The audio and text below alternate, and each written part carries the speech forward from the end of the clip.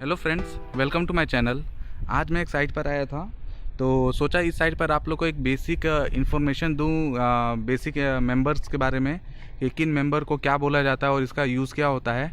PV building के बारे में और भी छोटी मोटी टिप्स दूंगा, तो प्लीज़ इस वीडियो को पूरा देखिएगा। आई होप आप लोग के लिए वीडियो काफ़ी यूज़फुल हो। तो सबसे पहले तो मैं इस बिल्डिंग के टाइप के बारे में बता दूं। आप जैसे बिल्डिंग में देख रहे होंगे तो आप लोग को अभी समझ नहीं आ रहा होगा कितने कॉलम है, क्या है, किस टाइप की बिल्डिंग है। तो जनरली ये जो बिल्डिंग है इसको हम लोग BC2 बिल्डिंग बोलते हैं, ठीक है। मैं एक सेपरेट वीडियो बनाऊंगा कि किन बिल्डिंग को क्या बोला जाता है, कैसे बताया जाता है। तो BC2 बिल्डिंग का बताता हूँ। तो सबसे पहले BC का मतलब होता है बिटवीन कॉलम, ठीक है। तो जैसा कि आप देख रहे हैं ये मेरा हो गया साइड वॉल, ठीक है। दूसरा साइड वॉल ये रहा, ठीक है। और इन दोनों के बीच में अगर आप कॉलम देखेंगे तो आपको दो कॉलम दिखेंगे, ठीक है। पहला ये लाइन का कॉलम रहा, दूसरा अपना ये लाइन, ये, ठीक है। ये देखिए, यहाँ से देखिए वो एंड वॉल का कॉलम है, ठीक है। ये एक कॉलम बीच में, तो ये बीच में, तो इसको बिल्डिंग को बोलेंगे हम BC2 बिल्डिंग, ठीक है। अगर यही इस कॉलम, ये अगर साइड वॉल का कॉलम एक होता, इस साइड कॉलम अपना होता, मतलब कि एक नहीं, मतलब कि ये साइड वॉल, इस साइड वॉल के बीच में अगर एक कॉलम होता है, ये सेंटर में, ये रीज पॉइंट है, ठीक है। यहाँ सेंटर में अगर एक कॉलम होता है तो इसको बोलते हैं BC1, ठीक है। आप नहीं समझ गए, मैं फ़ोटो दिखा रहा हूँ आपको BC1 की। और अगर सपोज़ इन साइड वॉल में, जैसे ये जो साइड वॉल है और ये जो साइड वॉल है, और इन दोनों के बीच में अगर कोई भी कॉलम नहीं होता तो इसको बोलते हैं हम लोग RF बिल्डिंग, ठीक है, रिजिड फ्रेम। तो ये बेसिक बिल्डिंग के टाइप हैं, ठीक है। अगर फिर इसमें अगर दो से ज़्यादा आते हैं तो फिर मल्टी स्पान या मल्टी कॉलम बिल्डिंग बोल सकते हैं, ठीक है। BC3, BC4 ऐसे बहुत सारे टाइप के बिल्डिंग आते हैं, अलग अलग स्लोप में आते हैं, अलग अलग लेवल में आते हैं। लेकिन इस बिल्डिंग का जस्ट क्या है, ये अपना रिज है, जो बिल्डिंग का जो सेंटर होता है ना उसको रिज बोलते हैं, रिज पॉइंट। तो ये रिज एक पूरा स्लोप इधर को और एक पूरा स्लोप इधर को, ठीक है। ये हो गया हमारा एक बिल्डिंग के टाइप के बारे में कि कौन सी बिल्डिंग की टाइप है ये, ठीक है। ये BC2 बिल्डिंग टाइप है, ठीक है। दूसरा, ये हमारे एंड वॉल के कॉलम है। और कुछ देखिए, आपको सब पता है कॉलम राफ्टर क्या होता है, ब्रेस रॉड क्या होता है, पर्लिन क्या होता है, गर्ट क्या होता है, ठीक है। लेकिन मैं आपको कॉलम के बारे में बताऊँगा। अब ये कॉलम कौन से टाइप का है, ठीक है। मैं पहले कॉलम के पास जाता हूँ।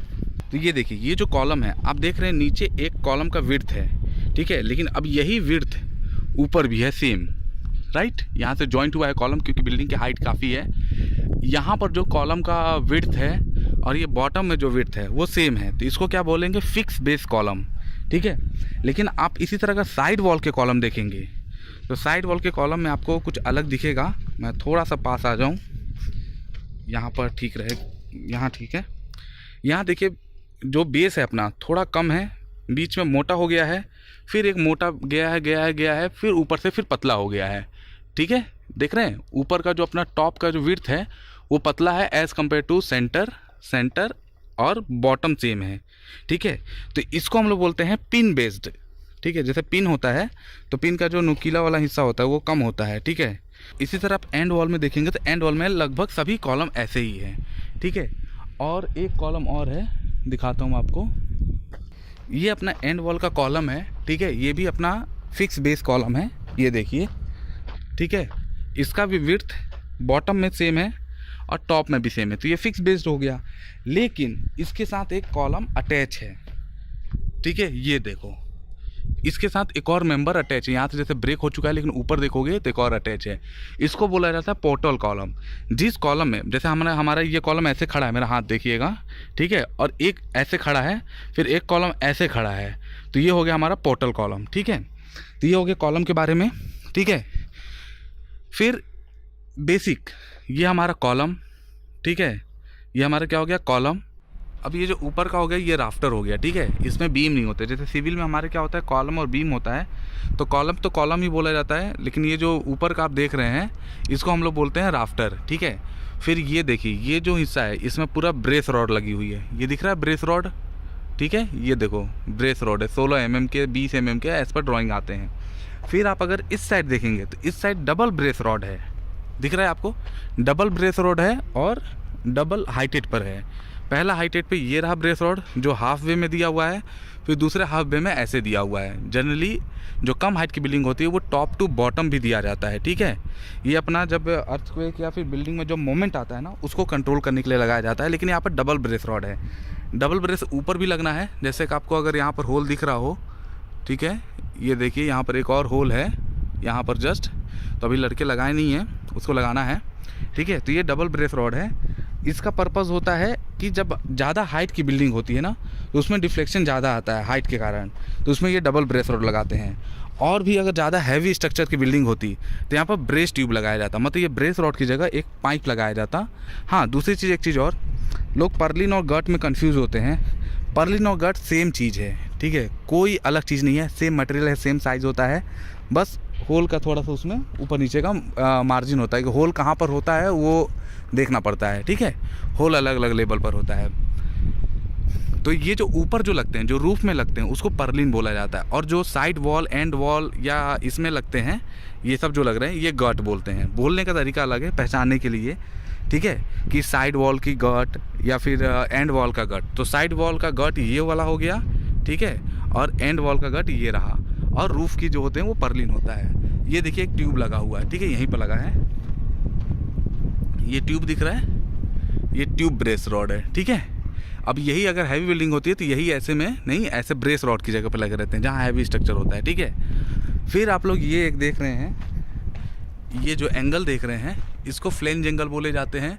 ये राफ्टर कॉलम टू पर्लिन लगते हैं, और ऊपर रूफ की बात करूं तो राफ्टर टू पर्लिन लगते हैं। ठीक है, ये देखिए सब जगह लगे हुए हैं राफ्टर टू पर्लिन। ठीक है, तो ये हमारा इरेक्शन का अभी पूरा काम यहाँ पर ख़त्म हो चुका है, अब सीटिंग स्टार्ट करना है।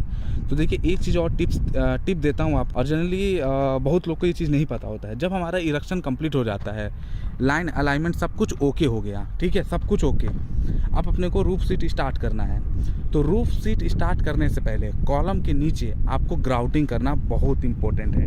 ये देखिए, ये हमारा कॉलम, तो कॉलम क्या होता है, कंक्रीट का जो हमारा कॉलम होता है, जैसे ये कॉलम जो देख रहे हैं ना आप, ये तो कॉलम के ऊपर जस्ट राफ्टर नहीं रखा जाता है, नीचे पैकिंग प्लेट लगा के रखी जाती है, मतलब लोहे के छोटे छोटे सीन टाइप के आते हैं, 1 इंच 2 इंच ऐसे आते हैं, मैं दिखाऊंगा, ये फ़ोटो में देख रहे हैं। तो ये रख कर इसके ऊपर कॉलम रखे जाते हैं। तो कॉलम और अपना पीवी कॉलम के बीच में 50 mm का गैप आ जाता है, जो कि ड्राइंग में भी मेंशन होता है। तो इसको फिल करना पड़ता है, तो इसके लिए आता है GP2 ग्राउट। ठीक है, तो GP2 का पेस्ट बनाकर इसको डाला जाता है ताकि बीच का गैप फिल हो जाए, और कॉलम अपना पूरा पोजीशन, मतलब जो पीवी का कॉलम है उसका पूरा लोड हमारे RCC कॉलम पे चला जाए। राइट, तो ये एक टिप होता है, ये एक चीज़ रूफ सीट करने से पहले ये चीज़ आपको कंपलसरी ये पूरा करना होता है। ठीक है, अभी तो ये आपको मैंने BC2 बिल्डिंग दिखाया, अब किसी साइट पर अगर मैं जाऊंगा BC1 बिल्डिंग में या RF बिल्डिंग में, तो उसका भी आपको वीडियो दिखाऊंगा मैं कि RF बिल्डिंग का एक्चुअली डिज़ाइन कैसा होता है। ठीक है, तो ये जो बिल्डिंग है ये BC2 बिल्डिंग है। मैंने अभी तक आप लोग को कॉलम के बारे में बताया, राफ्टर के बारे में बताया, पिन बेस्ड कॉलम के बारे में बताया जो कि यहाँ एंड वॉल में लगा है। ठीक है, और एक आपको बताया फिक्स बेस्ड। ठीक है, ये कुछ कॉलम के टाइप होते हैं, ऐसे बहुत सारे कॉलम हैं, लेकिन मैं एक्चुअली आपको अभी पूरा किताब नहीं पढ़ाने बैठूंगा, एज़ पर जो साइट पर जो होता है वहाँ पर दिखाऊंगा, तो आपको प्रैक्टिकल के साथ चीज़ें समझने में ज़्यादा ईजी रहेगा। ठीक है, ये यहाँ पर गेट की ओपनिंग आएगी। ठीक है, और ये जो हमारा आप राफ्टर देख रहे हैं ये हमारे कॉलम से कनेक्टेड है, इसको कैनोपी का राफ्टर बोलते हैं, और इसके ऊपर भी क्या लगा हुआ है, पर्लिन। जो रूफ़ के लिए काम आ रही है वो पर्लिन, जो दीवार मतलब वॉल की सीटिंग के लिए काम आ रही है उसको हम लोग बोलते हैं गट। ठीक है, यही फ्लेंज एंगल साइड वॉल में लगते हैं और रूफ में लगता है। ठीक है, ये जो एंड है जिसमें सिंगल होल है ये हमारा राफ्टर या कॉलम में फिक्स होगा, और जिसमें इधर 3 या 4 होल रहते हैं ये हमारा पर्लिन में कनेक्ट होगा। ठीक है, जैसा कि आप ये देख रहे हैं, तो ये जो है यहाँ पर सिंगल होल के साथ कॉलम में अपना कनेक्ट हुआ, और ये इधर अपना 3 या 4 होल रहते हैं, तो वो हमारा कनेक्ट होता है किस साइड, अपना पर्लिन के साइड। सेम यही प्रोसीजर फॉलो होता है रूफ में भी। ठीक है, तो मिलते हैं अपने नेक्स्ट वीडियो में कुछ नए टॉपिक के साथ, कुछ नए चीज़ों के साथ। और ये वीडियो आप लोग कैसी लगी प्लीज़ कमेंट करके मुझे ज़रूर बताइएगा। मिलते हैं अपने नेक्स्ट वीडियो में। Thank you for watching.